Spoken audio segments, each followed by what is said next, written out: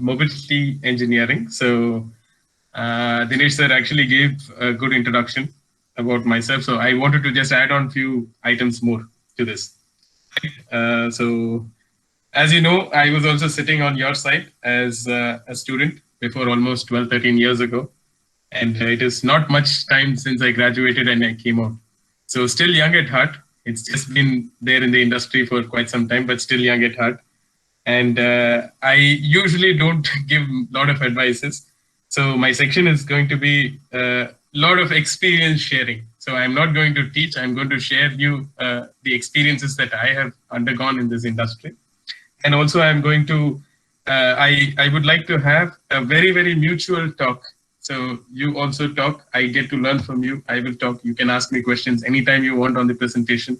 Or even apart from the presentation, if you want to understand something more in detail about automotive, I'm ready to offer you the support. Right, so this is my agenda for today's presentation. We will be looking at three key pillars of automotive intelligence. I would like to touch upon connectivity, I will touch upon ADAS, and also the future mobility. Where is the vision and how do we have to look at the industry coming forward? So just as a caution, I will say that my entire presentation has only 12 slides. So don't worry, I will not get you bored. I know the session is almost 1.5 hours on a weekend, that too post lunch, it's very difficult. But I will try and keep it as interesting as possible. The only support that I need from you people is in between, I will be asking a lot of questions, trying to keep the session very interactive. So kindly unmute yourself, you can ask your questions, you can clarify your doubts, make the session very interesting. Right, so this is a very brief introduction. I think already Dinesh has given a very brief introduction. Just to highlight that I am the program manager leading the C&D segments in Nissan Motors. So when I say segments, maybe you people will not be able to relate. So I have started my career in Nissan with Nissan Terrano. And then I was the program manager for Nissan Kicks. And currently we are sailing with lots of success and laurels. So I am the program manager for Nissan Magnite. And we have recently launched. We are working on few electric vehicle projects. So I will also give you some hints on the EV item that we are doing. So basically, this is what I am. BE Mechanical, MS Automotive, and also MBA in Operations. And finally, various fields of automotive business I have touched on. Starting from my career with quality assurance, I did process engineering. I was greatly into finance, and then finally into project management. So it's been a very up and down kind of a career, but now I've realized where exactly is your importance and what you can do in the entire value chain if you are at the right place. So any students who are not comfortable with Tamil or any other language, do you want me to switch to any language? I can give you examples in other languages. Is there any participant who does not understand Tamil? No, sir. No, everyone understands Tamil. Okay, fine. So I can give my usual jargons. So I always, when I'm taking classes in these colleges, I give them example. One is, I hope you all have watched Sillin Oru Kadal movie by great actor Surya. So he'll be an automotive engineer, mechanical engineer. As soon as he gets a job, he will directly go into the manufacturing plant and start manufacturing vehicles. So this is what we all believe in, right? We believe in being an automotive or mechanical engineer, move to an industry, immediately you start manufacturing vehicles. But manufacturing is actually a very small portion of the entire automotive value chain. So you might be very good at automotive communications, there is a scope for you. You might be very good at automotive finance, there is a scope for you. You might be very good at test drive, you might be very good at analyzing problems, you might be very good at the advanced technology itself. So the small advice that I wanted to give, looking at my career, I jumped from quality assurance to process engineering to finance to program management. So it takes some time for you to understand what you really want in the industry. So right now, all of you will be having some kind of a vision to get into the industry, which department I need to go, which kind of a job I need to search. So look at all the value chain of automotive or mechanical and choose the job that you really want to go. Because for me, I really like being a program manager, but it took me almost 12 years from where I started to come and reach here. So if you want to become a program manager, you should start working right from now to become a program manager. Don't start the career like me, like how I did. So that's one tip that I wanted to give. And obviously, my hobbies, I'm like an outdoor enthusiast, like traveling, like biking. So last year I did Spiti Valley. Before that, I did Ladakh on my bullet. And then this year I wanted to go to Thailand, but unfortunately, because of Corona fear, that I have not been able to. But soon I'll be doing it. So, any questions so far?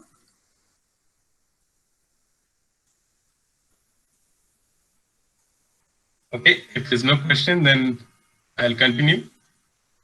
Okay, now I need. Yes, sir. Continue, sir. Yeah, I will need someone to tell me here in this slide. I have 3 pictures.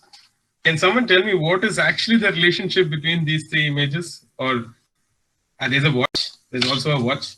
There's a phone. There's also a phone.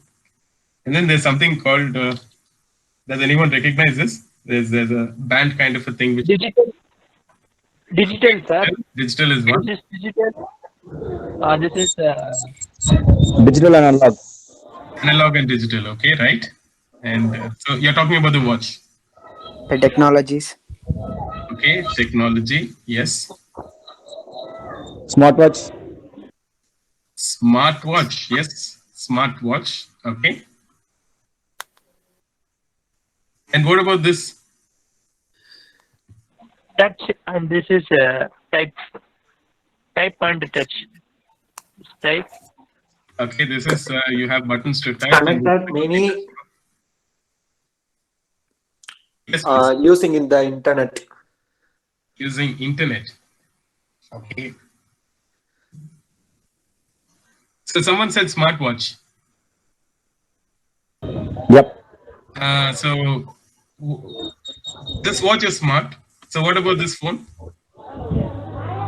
Smartphone. Smartphone. So there is actually a distinct,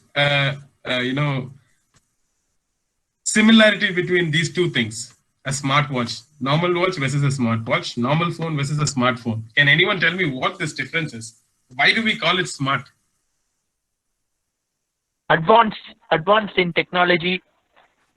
Correct. Advanced in technology. Yes, you're right. Absolutely right. Anything else? We can use so many things in smartwatch. Features, sir. User So many friendly. features.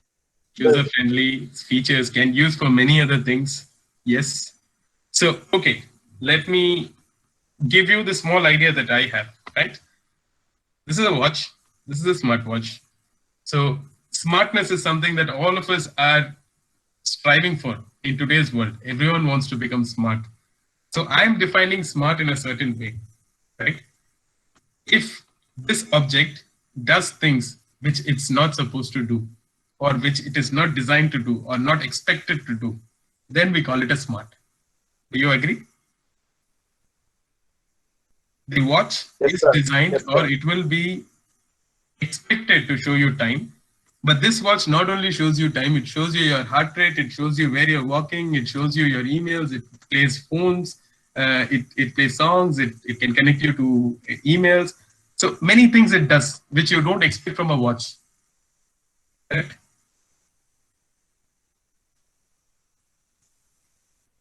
Does anyone have another opinion on this? No, sir. Yeah, fine. So a phone is also... Weightless and Sorry, I didn't get you. it is weightless, sir. Weightless. Compared to this gold and Yeah, lots of value engineering there. So it should be weightless. So the smartphone also is similar. Phone, when you think about a phone, it has to, the major core value of a phone is just to make calls, receive calls, make text, receive text. But a phone today is doing everything else. it works as a torch, it works as your music player, it works as a device where you connect to the internet. It's one tool where you have started even watching TV. Right? People connect to Hotstar, they watch TV, they connect to Netflix, they watch series. So this phone has become all in all in today's pocket. So smartness is, as I defined, is something which does extra work than you expect. That's called smart. But what is this? The third question, in between these two, there's this watch. Do you call this a watch? I don't think people call this a watch. They call it an activity tracker. Why is it not called smart? It has sensor also, sir. Yes. Sensor and weightless. Right.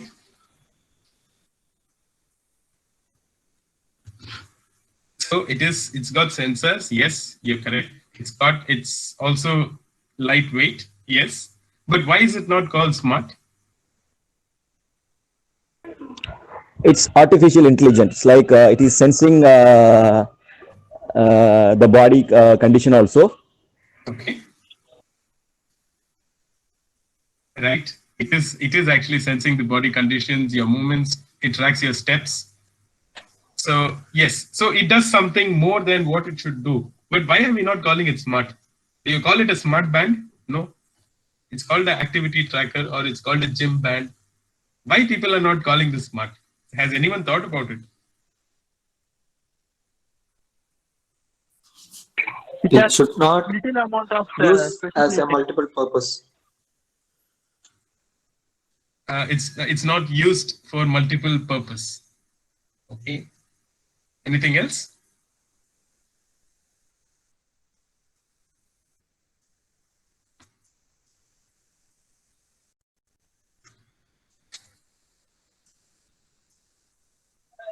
Less features, sir.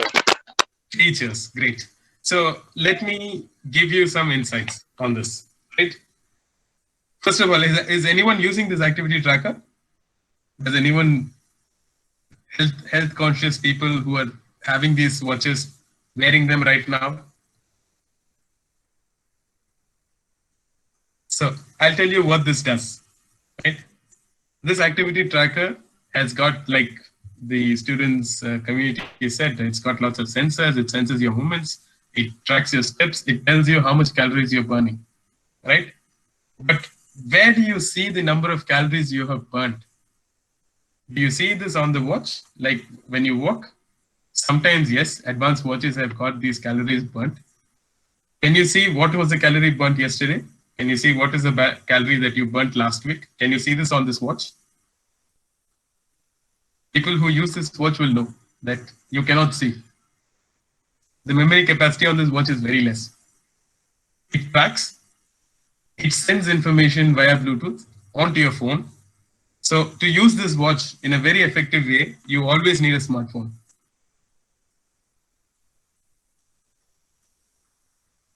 Has anyone realized this?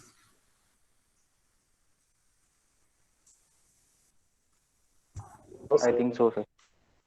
This activity tracker, see, it'll tell you if you if you start running or if you start jogging or cycling, this activity tracker will actually show you the route in which you have traveled. From your house, it will go straight, take a left, go right. So that route will be shown on your phone. This does not have such a big display to show a route, right? This is called value engineering. You show or you give features only which are useful to the customer. You don't need to reinvent the wheel. The minute I say reinvent the wheel, I'm trying to say that you can keep the engineering as simple as possible, yet try to integrate all your equipments around to make a very, very complicated product. So this product I feel is a very, very good product, your activity tracker. But one thing, it does not store data. So it needs a Wi-Fi or a Bluetooth to transfer this data to some other system, to your mobile phone or to the cloud. Second, this device does not do anything more than just tracking your activity. It does not give you any signals. It does not give you anything more than what it does. And then third, this device is actually dependent. It is dependent on a smartphone. People who are using this will know it does not have a dedicated charger. You have to just charge it on your USB port. It charges, very convenient to use, but this device is dependent on so many other devices. So this device is not called smart. It's called an activity tracker. That's it. So when do you think this device will become smart? Communication. Not dependent, sir. Not dependent. Not product. dependent, but do you want to make so much of effort to not make it dependent? Yes, sir. Okay. Someone said communication.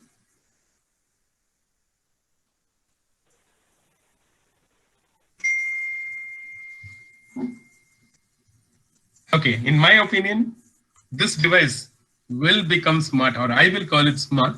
You know when? The day when I'm wearing this watch, I'm going to McDonald's. If I'm it buying connect internet, myself. internet communication. Yeah, exactly. So internet communication, it tracks your responses. So imagine if I'm going to McDonald's wearing this watch. I order for a burger, double cheeseburger with lots of French fries, lots of cheese in it. So the watch immediately tells me that you have not exercised for the last 24 hours and already your blood pressure is very high and you're also going to become diabetic. And this is the third burger you're having in this week. So please don't buy the burger. So if my watch is able to say this, then it's called smartwatch. Do you agree? Yes, sir. Yes, sir. So Agreed, that's actually the difference. The point I wanted to make on this slide is the world is constantly evolving. Technology is building up every day. They are trying to outbeat what is today into what will be tomorrow. So tomorrow always is going to be better than what it is today. So the technology is growing very fast.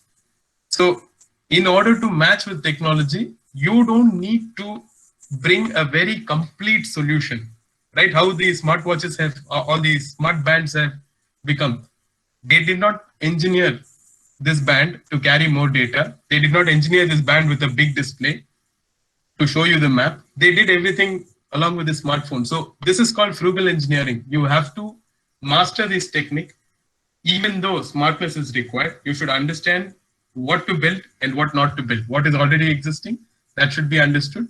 And where we should not waste our time. So that should be understood. So this is a small example that I gave you just to show that there is no need to reinvent the wheel again and again. We just need to find out the right wheel and fix it on the vehicle.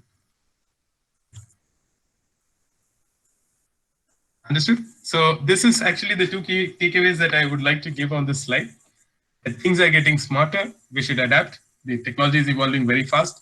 And then the second point is, as engineers, we need to find synergies. The synergies, I mean, even when I was doing my mechanical engineering in college, we hold a lot of pride, no? As mechanical and automobile engineers, we hold a lot of pride. In Tamil, we say that mechanical na gettida. So we always carried this fame, mechanical na gette. So we will not. I basically did not learn anything more than mechanical. But in today's world, if we have to survive and if we have to coexist, we should know not only mechanical, we should know electrical, we should know electronics, we should know IT. So many things are coming together in areas where we thought this technology is only for mechanical. I think automobile companies, only mechanical and automotive guys were actually aiming to work in these companies. But today, what is the case? Electronic industries, communication industries, electrical industries, IT industries, they are the ones who are actually going to rule automotive field.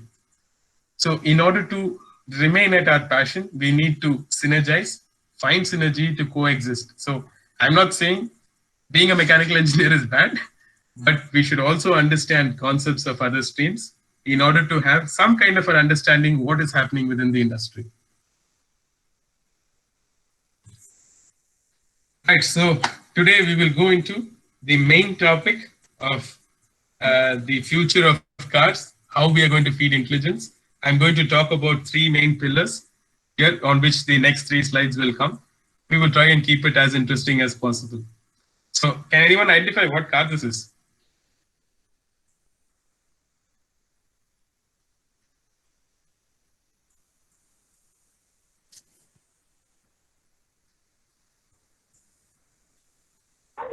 GTR. Nissan GTR, exactly. So any guesses how much this car is going to cost? 2 crore. crore. 2 crores. Very good. Well done. So I'm very happy because I was a part of introducing this car in India. We have sold almost 10 units. So very happy that people are aware of the car in India. Great. So this car's image, why have I given this car's image here? I just wanted to say that there is something called a core value. Like I said, watch. The core value of watch is to just show you time. Phone, core value of phone is to make calls, receive calls. What is the core value of a car? Why do you need a car?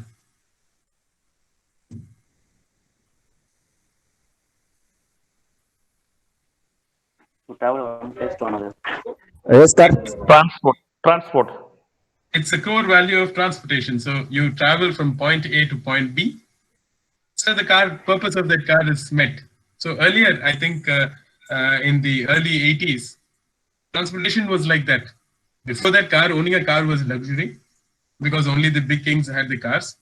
And then transportation was a necessity going from point A to point B. So if you look at the Maruti 800 that was first sold, someone who bought that car never bothered about convenience.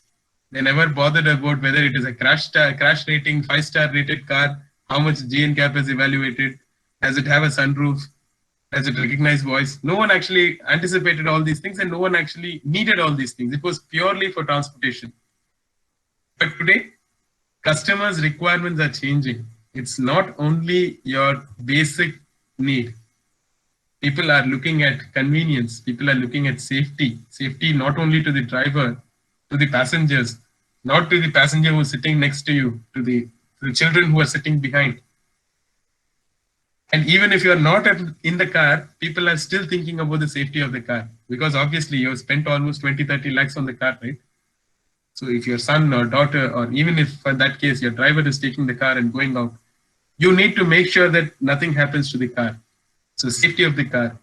So the core values of automotive are actually changing. People from just using this car for a commute between point A to point B have changed to experiencing or expecting more comfort, expecting more safety, expecting more value. Correct. When I add safety, comfort, is the customer going to pay more? I don't think so. Because customers are very demanding. They will want too many things at a lower cost. So that is what as engineers we have to do. We have to understand what this customer's requirement is, how to cater him, give him all the features at the best possible cost. So today maybe this car, GTR, is costing 2 crores. Maybe, who knows, when you guys graduate, you come out of college after 5 years, this car may be available at 50 lakhs. Or even after 10 years, this car may be available only at 10 lakhs. This can become the case. I think all of you know how much we were paying for mobile phones. Maybe all of you must have been very small kids. And the first mobile phone was here. I think Siemens and Motorola launched their mobile phones. SIM cards were costly, very costly. One outgoing call was 7 rupee and 50 paise.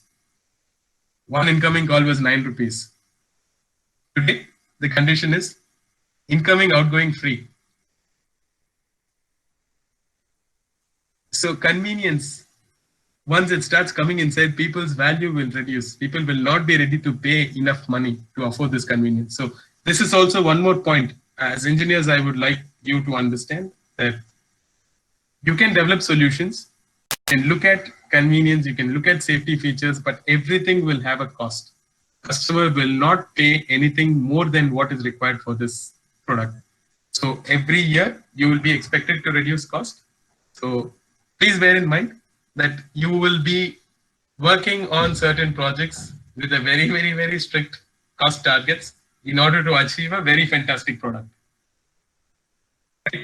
So, like I said, the future for engineers, be ready. the technology companies are eyeing at our space. Technology companies, as in, I'm saying Google, I'm talking about Apple, Samsung, because these guys are the ones who are actually waiting to come into automotive industry. Automotive business so far has been only with metalsmiths. We were having technology, the core value was there. Today, if the core value is changing itself, people want convenience, people want mobility, connectivity. So these kind of things are expected to come only from the technological giants. So we should also be aware. We should learn this technology before they come and take over.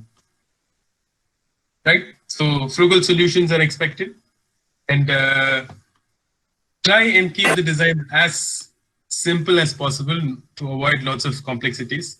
So like I said, the activity tracker. Do not over-engineer.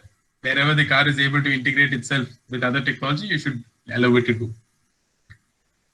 Right, so this slide, we will spend somewhere close to about 5-10 minutes on this. These are the steps of connectivity. When we say connectivity, these are 3-4 steps of connectivity. First, I'll tell you what connectivity steps are, and then we can understand where we are and what the future is looking like. So anyone has any idea about connectivity? What is this connectivity? Everyone is saying connectivity, connectivity on vehicle. Nissan is saying Nissan Connect, connected car. Hyundai is saying Hyundai Blue Link. Kia is saying Kia connectivity. MG is saying connectivity. Maruti is saying connectivity. What is this connectivity? Can anyone say what this connectivity is? Your understanding of what this connectivity is? Vehicle connected to Sir, we are synchronizing mobile with automobile, sir. Okay, great. Synchronizing mobile with automotives. Understood. vehicle connected And also internet. and vehicle connected with company server. Vehicle connected with company server. Yes, that's right. IoT-based vehicles. IoT-based vehicles. Great. That's actually a very, very advanced level of connectivity. Yes, but that is also connectivity. Yeah, go ahead. You're doing good.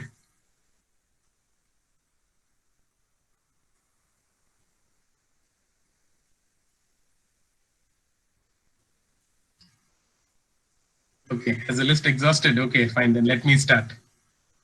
Okay, first step, someone said integrating your phone to your car. Correct? So that's the first level of connectivity that we talk about. It's about personalization, right? Today, you're having a phone. You're able to connect your phone to the car's Bluetooth and play the songs that are available on your phone onto the car stereo. So this is one level of connectivity. That's level 1 of connectivity, where your car pairs by either Android Auto or Apple CarPlay or by MirrorLink. It connects to your car, and then you're able to do items on the car screen which you would normally do on your phone. So this actually personalizes your cabin. It gives you the songs which are already in your mobile playlist. When you're talking to someone, you hear it from the car. So it gives you a bit of convenience. This is level 1 of connectivity, right? And this is on the personal side. On the corporate side, that is for the people who are going to sell the car. So they integrate your service bookings. And for example, roadside assistance. Today you have met with an accident, or God willing, it should not happen, or someone who has met with an accident. You are calling up the roadside assistance to say that my car is broken down or it is met with an accident. Can you please come and take the car? So how do these people know where you are?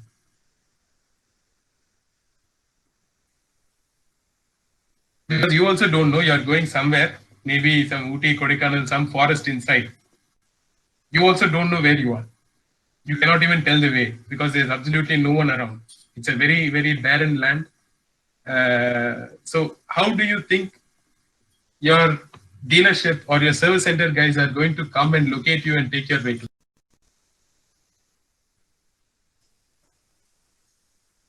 Vehicle navigation system. Yes, possible. Vehicle navigation system is one.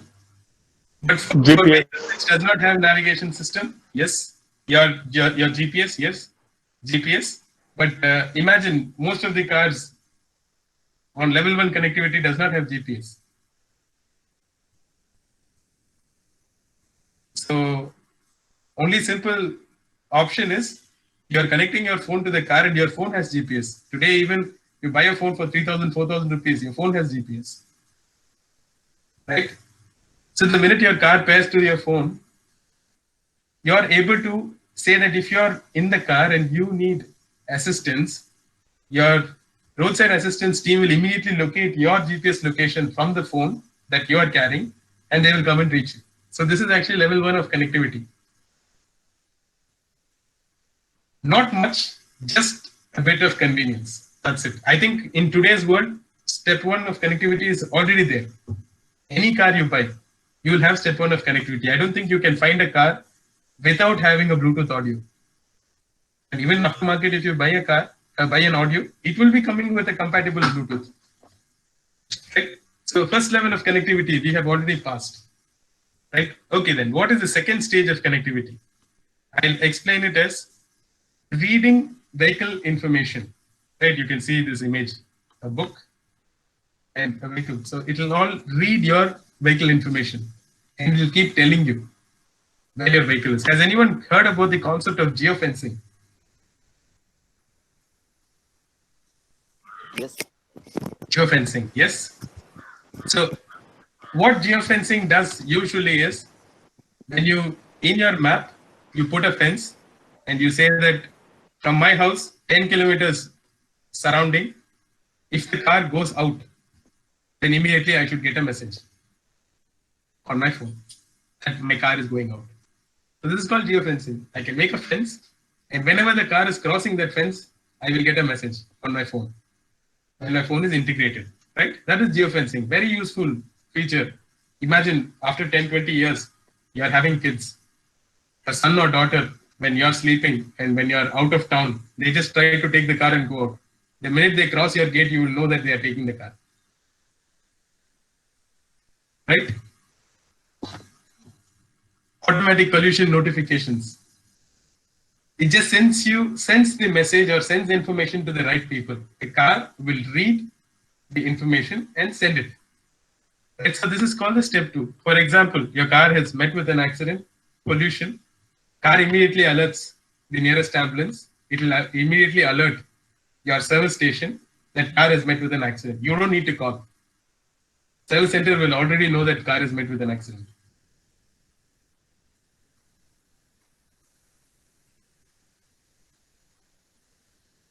Right? So in terms of EVs, when the car is running out of battery, running out of charge, you need charging facility. The car will automatically tell you where to go to charge. It will show you on the map. So this is actually the step 2 of connectivity. What is step 3 then? Step 3 is actually controlling the vehicle by remote. Controlling the vehicle by remote as in, today, smartphone, yes, smartphone can be integrated, but most of the companies don't allow such controls on the car. For example, remote start stop. Has anyone heard about remote start stop? For example, when I'm sitting down in Chennai and my car is parked in Bangalore, on my mobile app, I can click a button and start my car, which is in Bangalore. This is called remote start stop. I can stop the car, I can start the car. I can do anything on the car. Say, for example, my son or daughter is driving the car. I have level 3 of connectivity on the car. He is driving. I've told him that please don't go more than 80 kilometers per hour speed. But the minute he crosses 80 kilometers per hour, my mobile interface is sending me a message that your son is driving more than 80 kilometers per hour. So what do? I immediately open my phone app. I switch off his AC. I switch off his audio. And I give him a voice message saying that if you don't reduce your speed, I will switch off the car also.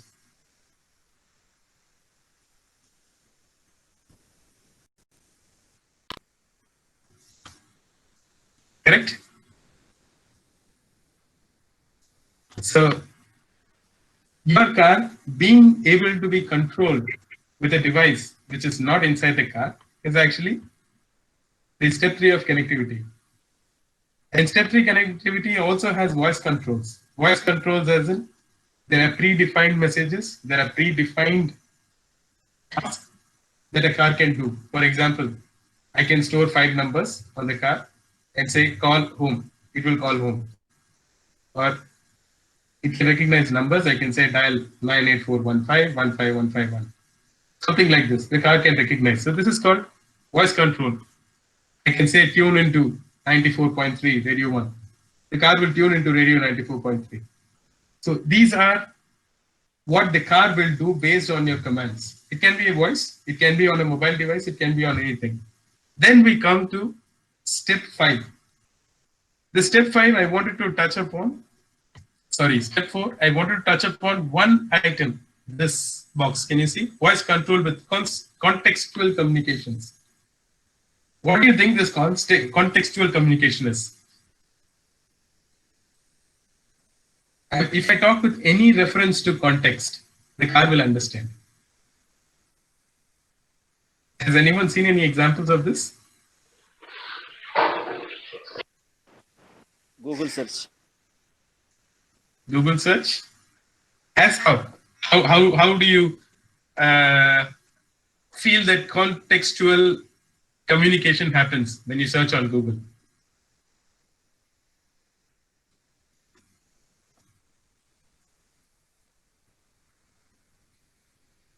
Contextual communication usually means understanding your intentions.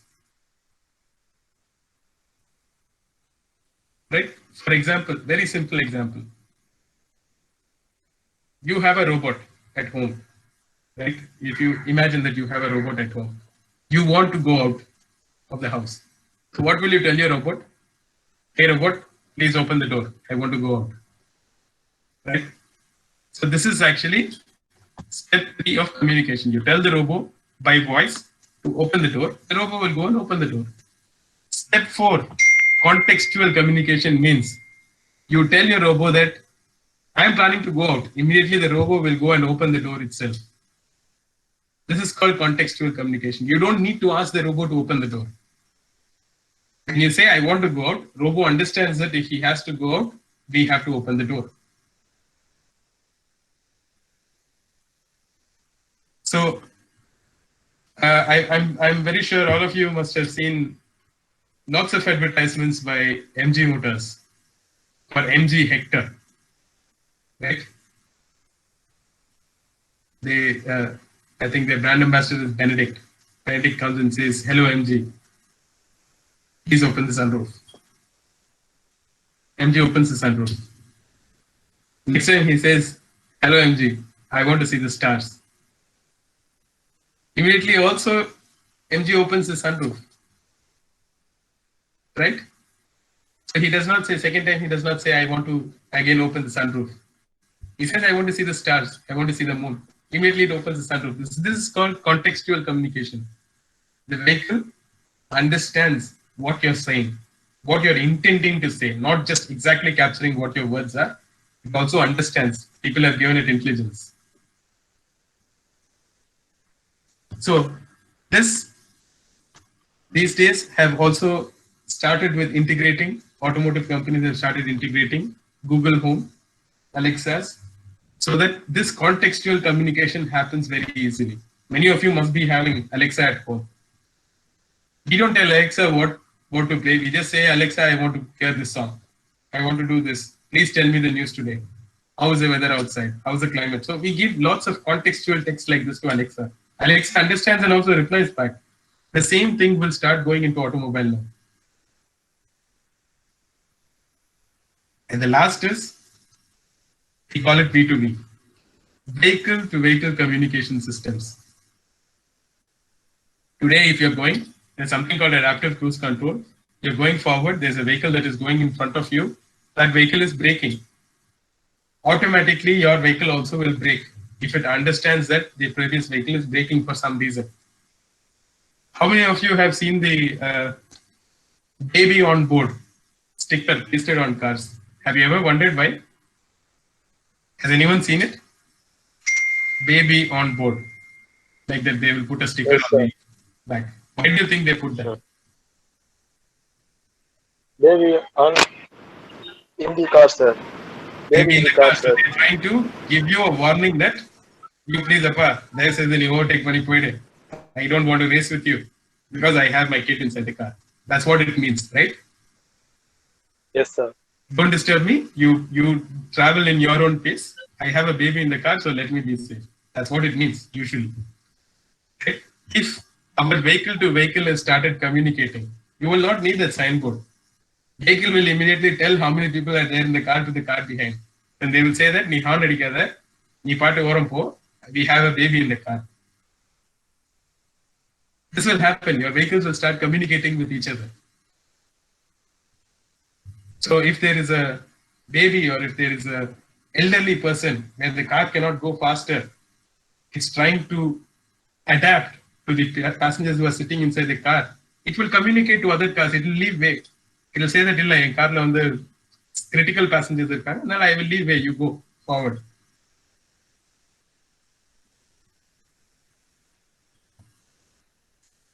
So this is actually the VTV communication, vehicle to vehicle communication, V2V interface. So this can mostly happen. People give it different names. They call it adaptive cruising, being in relation to the environment around. So many things, many names are there. But how we call it is V2V. The vehicle will communicate to another vehicle. Very simple. Right? So far, any doubts on this? Connectivity, step 1, step 2, step 3, step 4, step 5.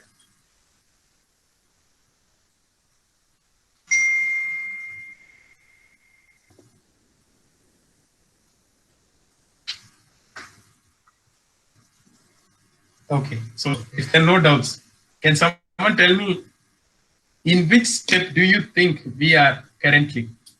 Indian automotive industry is where?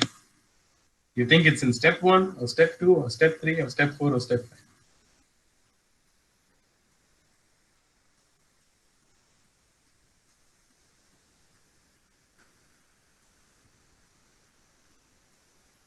So artificial intelligence, AI. We are in AI, which means you're saying we are in step 4. Yes, sir. Step 4, sir. Step 4, great. So we are already in step 4. So what do you think the future will be? Now vehicles, first mobile phone was communicating with vehicle. And after that, I as a person was communicating with vehicle on voice. Now vehicle has started communicating itself. But what do you think will be the next step? Where when you guys are coming out as engineers, you will be working on something called V2X. Today I know vehicle to vehicle. V2X is a concept that no one knows today. Vehicle communicating to X. You all have done maths, right? So whenever there is an unknown variable, we call it X. This is the future. V2X. Your vehicle will communicate with everything around. It will communicate with your house. It will communicate with the traffic signal. The vehicle will communicate with the shopping mall. It will communicate with anything and everything possible. That is going to be the future.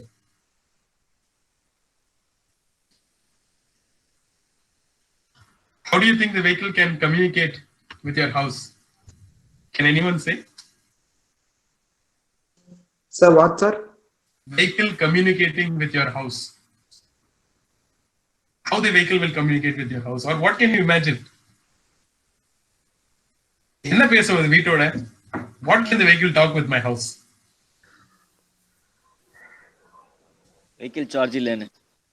Charge lane, yes, that is one thing. Yes. வீட்டுக்கு வந்துட்டேன். Okay. Correct, நீங்க சொல்றது correct தான். வீட்டுக்கு வந்துட்டேன்னு சொல்லலாம். அதுக்கப்புறம் கிளம்பலாமா? பார்க்கிங் ஆக்குபைடா இருக்கு. பார்க்கிங் ஆக்குபைடா இருக்கு. Yes. I'll give you one scenario now, right? நீங்க வந்து ஆபீஸ்ல இருக்கீங்க. You had a very very tough day. உங்க ஆபீஸ்ல பாஸோட சண்டை, வர வழியில கேர்ள்ஃப்ரெண்டோட சண்டை, many things are there. Right? நீங்க வீட்டுக்கு போலாம் டிசைட் பண்ணிட்டீங்க. உங்களோட map இருக்கு இல்லையா? On your navigation, you have put the home navigation, which means the car knows that you are coming home. Right? Immediately the car communicates to your house saying that this guy Murli is coming home. He's already fought with his boss. He has fought with his girlfriend. So definitely, so please place an order to the nearest Pizza Hut to deliver a pizza at home. That can be one thing. Right? As soon as you come and near the house can sense that the car has already come, which means you are in the car. So, light bulb off panni vechirundhathu. It can immediately switch on all the lights, bulbs, everything for the house to become lit when you are entering the house. Automatically, the house will sense that you are coming inside. It will switch on the AC in the hall. It will switch on the AC in the dining room. It can switch on the geyser for you to go take a bath. It can switch on the coffee machine for you to have a hot cup of coffee when you are coming back home. All this can be done not by you, by your car itself. Right? Sounds great, sir. This is what is the future. Today, see, we never anticipated someone to come and say, NG, I want to open the sky and see the stars. Right? Today it is happening. So everything, this is what the future looks like. And don't mistake me, all these things are being researched. Today it is being researched. Few are already functional. Few are going to be functional very soon. So maybe in another 5 years, you might have come to a house. Today, there are smart bulbs, smart tube lights and smart bulbs. It is actually integrated to Alexa. Have you guys used one of these? If you have Alexa device at home, this bulb will only cost you around 2,000 rupees. You can fix that bulb. And you can do a voice command to switch on that bulb or switch off that bulb or change the color of the bulb to Alexa. You can say, hey Alexa, switch on the hall bulb, hall light, or I don't like this white color, change it to yellow, change it to red. You can do that. Today you can do that. That you can go and look at Amazon. You can find the smart bulb. So when I'm able to communicate something to Alexa today to change the bulb or switch on or switch off my bulb by voice at home, it's very easy. My car only has to send a signal to Alexa to do that. Right?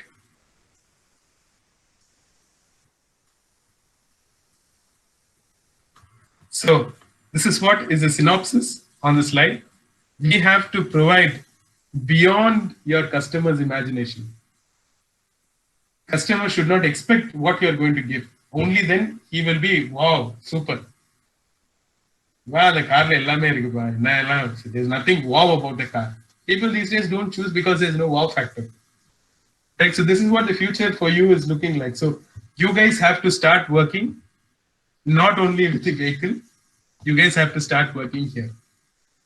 Your surroundings should start communicating with the car. So earlier when I said you have to have synergy between engineering teams, I've been so yeah. So synergy, I said mechanical, I said automobile, I said electrical, electronics, I said IT. Now maybe you have to integrate civil engineering also. Because even your buildings, houses, light fittings, constructions, everything has to integrate with your car. It has to integrate with yourself, basically. Right? Any questions on the slide? I think we spent a lot of time on this slide alone, particularly. Any specific questions here? Questions, suggestions, comments, or some place which you didn't understand?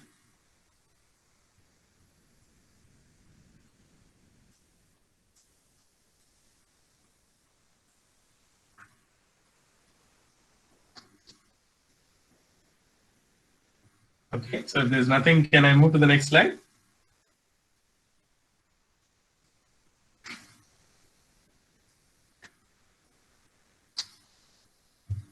Yes. So,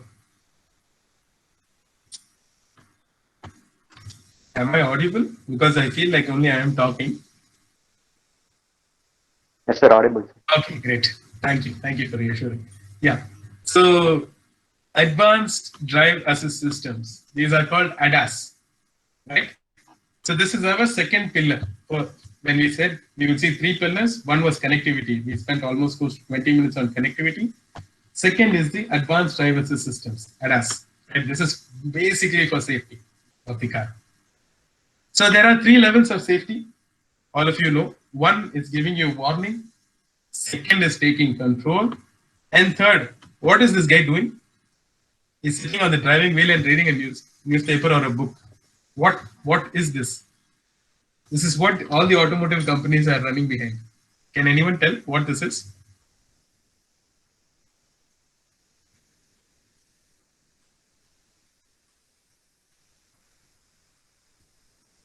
car பாட்டு போயிட்டு இருக்கு, இவன் driving சீட்ல உட்கார்ந்து book படிச்சிட்டு இருக்கான்.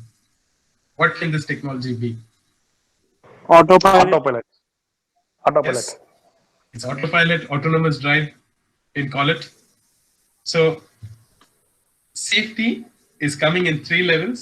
One, if there's something going to go wrong, the car will give you a warning. Right? Second, if something is going to go wrong, the car gives you a warning. If you don't react, the car will take over. It will take charge. And third, the car does not even want you. It says, don't worry, boss, I will take care of the driving. It's autonomous drive. Correct? So we will spend some time on autonomous because I have some examples. I want to ask some questions on this autonomous drive because everyone thinks that's the future. So we will come there. But let's first see what is this warning and what is this take control. Right? Have you heard about these items? BSW, LDW, FCW, drowsiness detectors. These are actually coming in today's cars. Blind spot warning. Can you see this image here? I'm not sure if my screen is very clear. There's a small image on your. Can you all see it?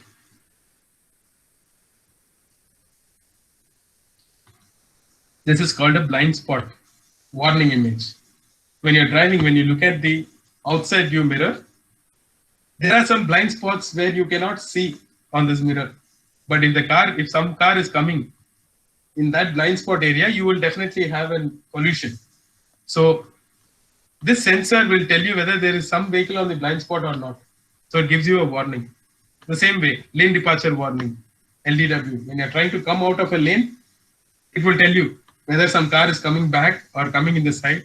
So it will give you a warning. Forward collision warning is when you're going too close. Usually we like driving bumper to bumper. No? When you're going too close to some car, it will tell you, it will start immediately giving you a noise. It will start giving you a siren saying that you're going too close, brake. So these are all warnings. This is take control. Take control is, has anyone heard about automatic emergency braking? When your car realizes that it has warned you, you have not taken action. If it leaves like that, then you are going to meet with an accident. Car will automatically apply the brake.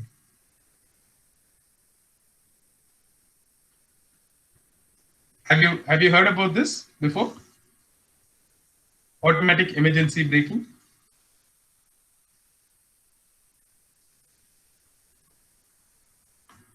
Yes, sir. No, sir. Great. So this is automatic emergency braking, which currently I should tell you available on Indian cars, but slightly premium. You're having it on Volvos. Even Nissan Leaf has got it. You're having it on most of the BMWs. You're having on selected grades of Mercedes, selected grades of Audi, selected grades of Jaguars. So today, this control is available. Today, this is reality. Lane keep assist. When you're catching your steering wheel and you're driving, the road is turning towards the right, but your vehicle is going straight. You forgot to turn, or maybe you got distracted. The car will automatically turn your steering to keep you in the center of the lane. This is called lane keep assist.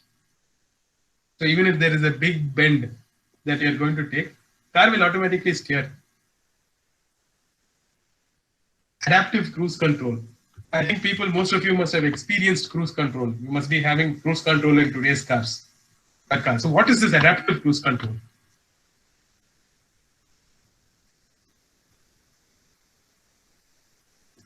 Fixing some speed, sir. Fixing some speed is cruise control. You will fix 70, 80, some speed. But what is this adaptive?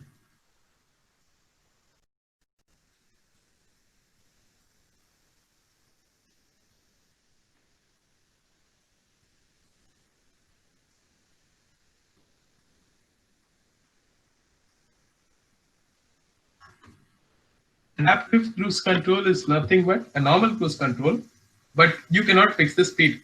Speed will keep varying depending on the traffic, depending on the vehicles which are coming in front of you or traveling in front of you. You are fixing, say for example, you are fixing a speed of 70 kilometers per hour on a cruise control. People who have driven cruise control cars will know. You will be cruising at 70 kilometers per hour. The minute you touch the brake, the cruise control will go out. Again, you have to set the speed to 70 kilometers per hour. Cruising will work only till you touch the brake or the clutch. It will not work continuously. So adaptive cruise control is your car, if you set the speed at 70 kilometers per hour, will be traveling at 70. If it sees some obstacle or some slow moving traffic, it will slow down to 30, 40. Again, it sees an open road, it will go up to 70 again. So this is called adaptive cruise control. When the object in front of you reduces speed, your car will also reduce the speed. When you have an open road, your car will go faster. This is called adaptive cruise control. And to be precise, this adaptive cruise control was on research when I was doing my master's. This was almost 10 years ago. And today this is available in cars. Adaptive cruise control is available. Cars sold in India, it is available. Automatic parking, as you must be knowing, automatic parking is very, very, very known and very easy to have feature. Right? Active health monitoring. Active health monitoring is something to do with your passengers' safety, to just check that if the person who's driving the car, if his eyes are closing, he is not slept, immediately the car will alert and it will stop. Drowsiness, it will detect your drowsiness. If you have consumed alcohol and you're driving the car will automatically move on the side and it will stop. The car will take control, that it will say that you're not safe to drive this car. So this is called active health monitoring. So these kind of things, taking control is existing today. But what lies in the future is actually this, autonomous drive. Okay, now we will come to the interesting part, autonomous drive. So can someone tell me, is autonomous drive going to be the future or not?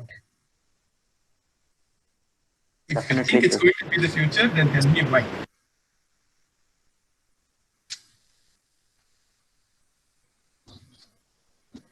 Everyone wants to make advanced things, and also the peoples are going in lazy mode, and also they want to show us rich, and they also want to make smartness. So that might be the reason for going to the future one. Yes, that is exactly right. People want convenience. Now also, today, time is money. So why should I waste time in driving when my car can automatically take me to some place? I'm giving them intelligence. Next, I will want to keep a car which will make all the decisions by itself. I don't want to put my brain into it because it's a driver's job. Why should I do that? So these all can be the reason why people want to move into autonomous systems or autopilot modes for driving. But does someone think that it will work? Particularly in a place like India, it's going to work? Or is this going to be the future? It will take more time. Sometimes, like if it is getting mandate, yes, of course, it will get easy to make it happen. Since opponent side of vehicle also will have the advanced intelligence, so both the things will happen easily. But currently, it is not a mandate. Things it might be risky since the people are crossing without regulations and everything. They are bypassing the things, so that might be very much complication. But however, yes, if it is getting mandated or something that the people going on conscious on safety, giving the preference to the safety, yes, it can be. That's right. That's right. You have to make very, very cautious calls. So I will give you an example. Right? Let us take this debate forward. Let's talk about autonomous drive. I'll give you an example. So today, for the people who think that autonomous drive is the future, because I have a different opinion. I think autonomous drive will not become the future so soon, like how one of our colleagues said. It's not going to become the future very soon because more than the car itself, there are other work to be done. Okay, so let me give you a small example. Imagine you have bought a very expensive car with this feature. For example, Tesla. You bought a Tesla. Okay, you are driving this car along with your 3-year-old son or a daughter, right? 3-year-old, only 3 years. Now you are going on the road. You are seeing a bridge in front of you. Suddenly, in that bridge, 3 children, like 3 small school-going children, are trying to run and cross the road. Right? This is the situation. Now your car is on autopilot mode. What all will the car decide? One, if it has to, because the children are in the center of the road. If it goes straight, it will go and hit all the 3 children. All 3 children will go off. It will become a catastrophe. If the car wants to avoid, take a left, definitely you are going to go down the bridge. If the car tries to brake, it will go hit some tree or some place. What do you think your car will do?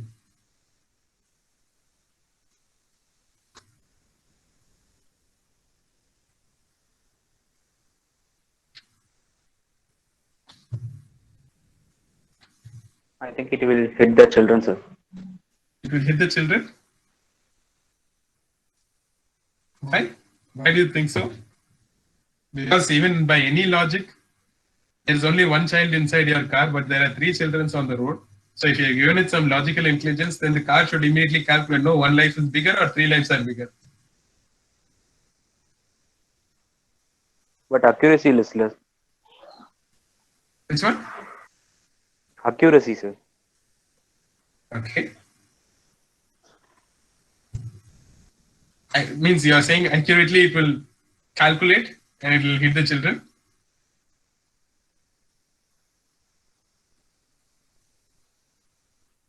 Maybe, because all these things, technology will work on some logic, right? So you will feed it some intelligence. You will say that, okay, 3 lives are bigger than 1 life. So, and moreover, I have all the safety equipments in the car, right? I will have 6 airbags, 12 airbags in the car. So even if something happens, some accident, me and my son will be safe. So it will try to avoid hitting the children and it will try to deviate. It will try to brake or hit the tree, something like that. This can happen. This is what cars will do. Okay. What if you're not only carrying your son, your entire family is in the car? Old parents. Then will the car decide the same way? No, because old people are there. Even if there's a small collision, old people might get hurt. So now 4 people's life is bigger than the 3 kids' life. In that condition, the car can go straight and ram all the kids.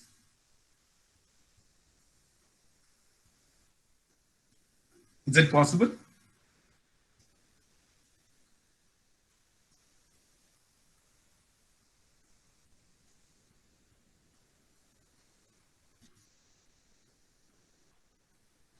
I think it's complex to answer, sir. Exactly. So one is the future, what it holds for autonomous drive is not only with automobile companies, right? Because for us to feed it, we need to feed information to make it intelligent. So when you feed logical information, 1 is smaller than 2 or 3 is bigger than 1. These kind of logical decisions you will be able to feed. But rational decisions, can we give it intelligence like that? We don't know. Currently, we don't know. In the industry, is actually a lot of research is going on how to feed this intelligence. In this very example that I said, how is this car going to react? It has to hit any one of them. How is it going to react? Or how would the car will decide how to react? So this is what people are trying to find out with autonomous driving systems. People are trying to find out, how can I make this car react to different situations in different way? Like machine learning, very simple. It collects the past examples, stores it, and uses it at the right time. So today we don't have a solution. That's why I see that if people are saying autonomous is going to be the future, I will tell them that autonomous cannot become the future unless and until you correct the surroundings. Surroundings are what? You should have a road where there are no children crossing, no buffaloes crossing, no cows crossing, no lane shifting. So if these kind of infrastructure comes in at place, then we can talk about autonomous driving. So today, for me, if I have to say very frankly, autonomous systems will come only when there is a change in infrastructure. Civil engineers are able to build broader roads which has got clear visibility. There should be no man crossing, no animal crossing. There should be signals which are respected by everyone. Red means a red, stop, everyone should stop. Green means green, everyone should go. People should follow lane discipline, people should follow speed controls. So if those disciplines are brought in, only then they can think about autonomous driving systems. This is my opinion. It can change, maybe. My opinion can be wrong.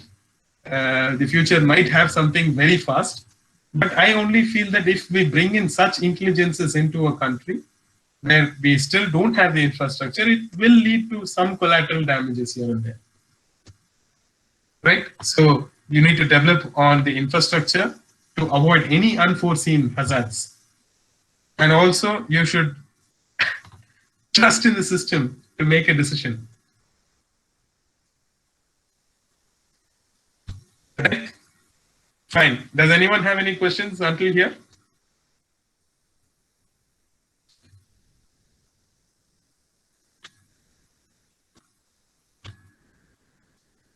Okay. Now the third pillar. Third pillar, I will just give you an insight of what the future of mobility is. That is the vision. Today, totally we spoke about three topics. One, we spoke about connectivity. Other, we spoke about ADAS. When we spoke about ADAS, we were thinking how to make these vehicles more and more complicated, how to make this completely, a technological package. Now we will look at the vision, what the customer actually wants. Can you see this set of people here? Who do you think these guys are? All the four people. One is, I think, showing some likes on Facebook. This guy is saying something on Twitter, some emails. They are connected, well connected, very well connected. Music, chat boxes, Twitters. So these are actually the latest generation. Now, I won't call it latest generation. They are one generation ahead of, before the latest generation. They are the millennials, right? All of you also must be millennials only. People who are currently between the age group of, say, 22, 23 until they are at the age group of 37. So these are actually the car buying people currently today. These are generation set of people with defined mindsets. So just by looking at the future, we will see what these guys are requesting for or what these guys are looking for. Right? One, these people's buying preferences are changing. Right? Today, you look at any technology that has come, not only in the automotive industry, many other industries. Ola cabs, Uber. These are the people who don't want to buy cars. They are the people who like renting options. Or if they want to go for a long trip, they go to leasing options or rent a car. You've seen all these Zoom cars, no? Blackboard, Zoom car. If they want to go with their friends, they take a Zoom car and go. They don't want to own a car. They're staying in shared flats, shared apartments. They say that one room is enough for me. Why do I need to own a house? These people are not buying houses. Everything around them revolves around technology. So if you have to push some technology to these kids, you just have to put an app, make an app and feed it into their smartphones. They will adapt the technology. So even car, maybe if they are given a chance to drive the car only through their mobile, they will drive the car. So this is what the generation looks like. So their preferences are changing.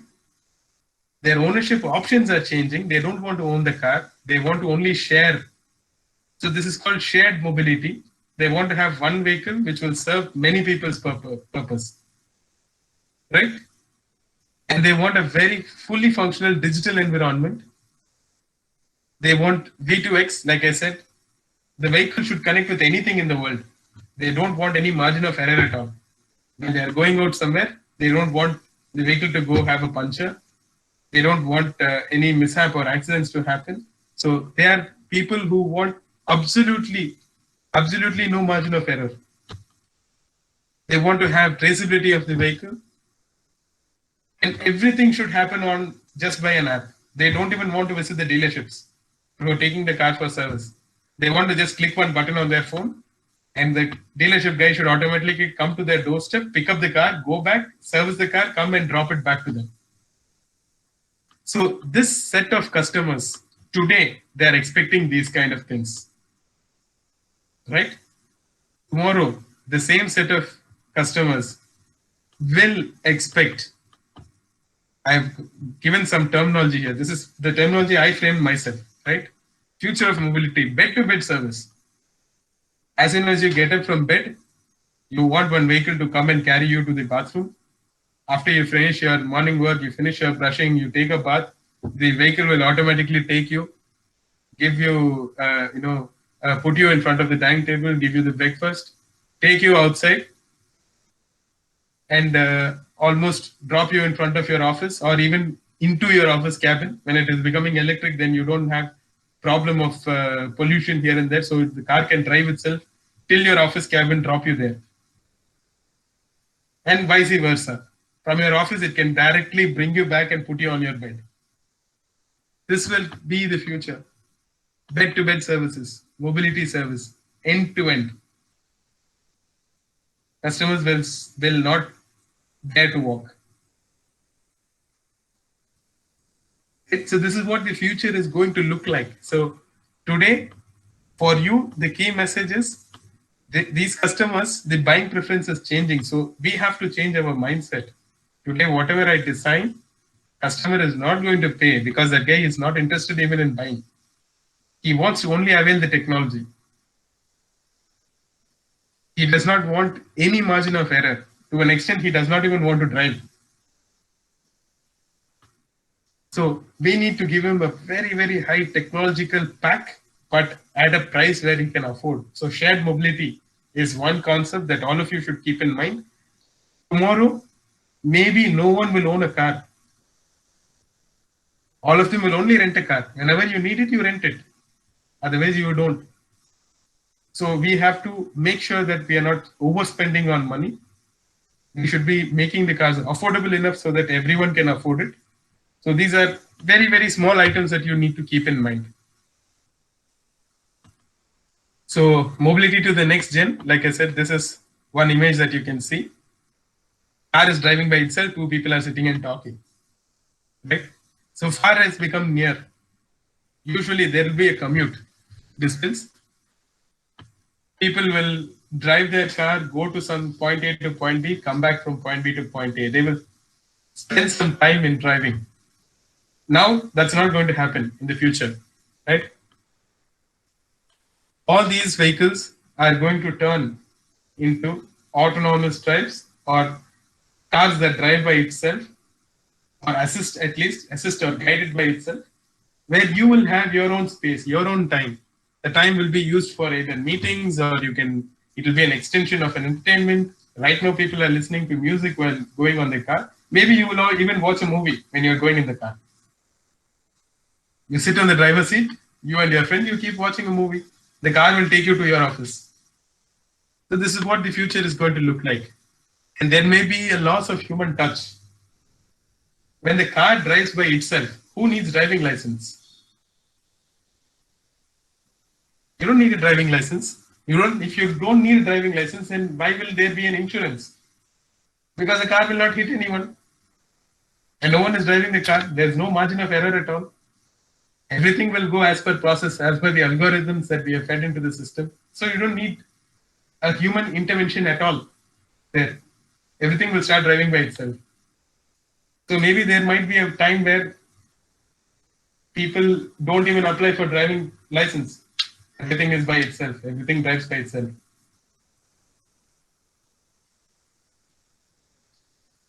Right? And keep in mind, time is actually money. The more we try and save our customers' time,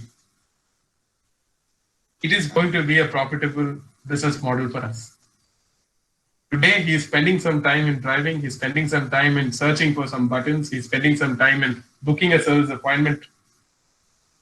We have to try and reduce his time. Ultimate goal is to make him stop driving itself. But until then, we need to slowly try to wean out the time that he is spending to search for stuff, the time that he is spending to look for information. So if everything is there with him, he does not spend time. So he feels value for the product. Right? And I just want to, this is my last before slide. So I just wanted to say two things about this metalsmiths and tech masters. Metalsmith are the old people, old gen people who were building cars for so long. Tata, Mahindra, Maruti, all these people. And technology smiths or tech masters are all these technological giants, HCL, Panasonic, Apple, Google, Samsung, all these guys, technology freaks. Today's car is little bit of metalsmith and little bit of tech masters. Tomorrow's car will become little bit of metalsmith and lots of tech masters. But don't worry, metalsmith will remain as metalsmith. How much ever the technology tries to overtake, car will still be a car. Right? They definitely need mechanical and automotive engineers to build the car. So on top of the car, they will try to give it some intelligence with lots of technology inside. So I'm almost there with the final slide. So the key takeaways are one thing that I told you, always develop cross-functional expertise. Don't just think that we will stick to our mechanical and automotive regime because that is not going to take us far. We also need to know IT, electronics, communication, all these fields. Not becoming an expert, but just try out of your interest, just try to learn, understand. Second is don't reinvent the wheel. The example that I gave you on the smartwatch or the activity tracker. If something is available, you use it. Don't try to reinvent something which is already existing today. Third is go by imagination, don't limit. So this is when we said a customer will get wow when you give him something which he is not even thought about. Right? Fourth is time is money. All future technology will aim to save the time. It should save time for you. It should save time for your customer also. And fifth is handhold. We cannot move to the future alone. So learn to coexist.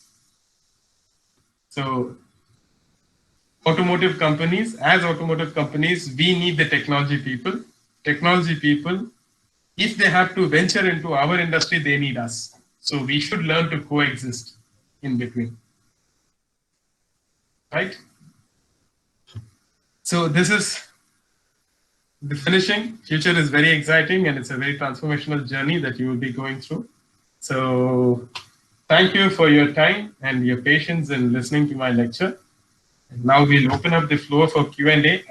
I don't know if we have much time, but I'd be happy to answer any questions that you have in the presentation, or if you want some clarification outside this presentation about the industry, yes, whatever is in my capacity, I can handle. Thank you all.